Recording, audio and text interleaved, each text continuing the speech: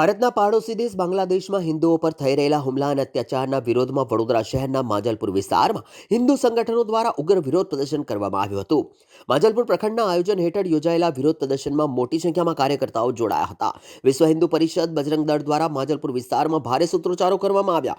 સાથે જ ગૌરક્ષા સેવા સમિતિના કાર્યકરો પણ આ વિરોધ પ્રદર્શનમાં જોડાયા। પ્રદર્શન દરમિયાન બાંગ્લાદેશમાં હિન્દુઓ પર થઈ રહેલા અત્યાચારને લઈને રોષ વ્યક્ત કરવામાં આવ્યો છે।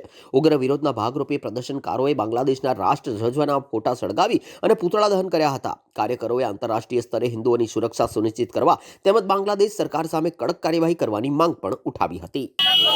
આજ રોજ માજલપુર પ્રખંડ દ્વારા બાંગ્લાદેશની અંદર ઇસ્લામિક જહાદીઓ દ્વારા હિન્દુઓની જે ક્રૂર હત્યા થઈ રહી છે એને બજરંગ દળ વિશ્વ હિન્દુ પરિષદ સખત શબ્દોની અંદર વખોડી કાઢે છે અને સરકારની પાસે માંગણી કરે છે કે બાંગ્લાદેશના જિહાદીઓ સામે કડકમાં કડક કાર્યવાહી કરવામાં આવે।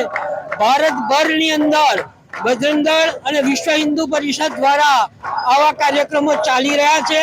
એના ભાગરૂપે માજલપુર પ્રખંડની અંદર પણ કાર્યક્રમનું આયોજન કરવામાં આવ્યું છે। જય શ્રી રામ। વિશ્વ હિન્દુ પરિષદ તરફથી સમગ્ર દેશમાં બાંગ્લાદેશમાં જે હિન્દુઓ પર અત્યાચાર થઈ રહ્યો છે એની વિરુદ્ધમાં પૂતળા દહન અને ધરણા પ્રદર્શનના કાર્યક્રમો યોજાઈ રહ્યા છે।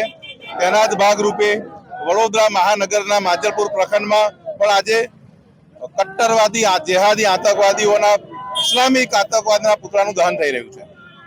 બસ એના પર એવું જ કહેવા માંગીશ કે દરેક જે રીતના બાંગ્લાદેશ પર હિન્દુઓ પર અત્યાચાર થઈ રહ્યો છે બરાબર એનાથી દરેક હિન્દુને ભારતમાં દરેકને શીખ લેવી જોઈએ કે ભાઈ ત્યાં આગળ શું થઈ રહ્યું છે અને દરેક હિન્દુઓને આપણે એક થવા જોઈએ।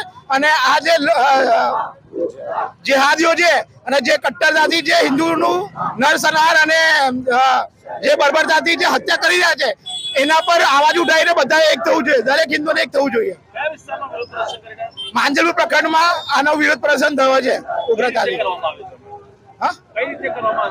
આ રીતના ઉગ્રતાથી અને આપણે પૂતળા દહન કરીને આપણે એનો વિરોધ કરવામાં આવે છે। સન્ની પરમાર, માંજલપુર પ્રખંડ બજરંગ દળ સંયોજક।